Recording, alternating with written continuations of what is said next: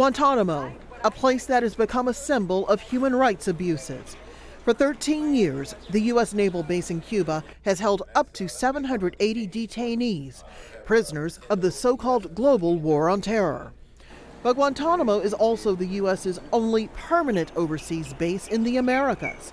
Sailors and Marines stationed here also respond to natural disasters and go after drug dealers and human traffickers.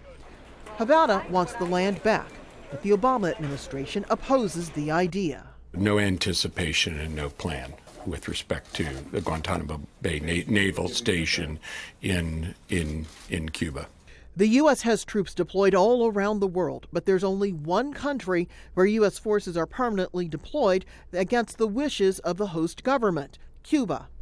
The Americans have controlled the Deepwater Bay and 45 square miles of land on Cuba's southeastern end since 1903, a gain from the Spanish-American War.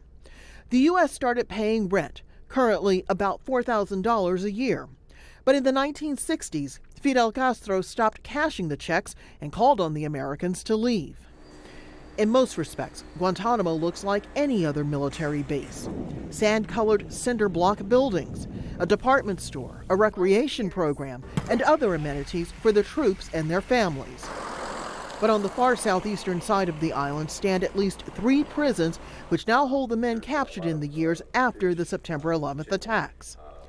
The U.S. needs to resolve the long-term status of these prisoners before anything can happen to the base. And analysts say the U.S. needs to look at the long-term trajectory of its relationship with Havana and with the region. There are a lot of hurdles to getting this done, but I think it should be considered. I think that the United States has a historical debt it owes Cuba on this front.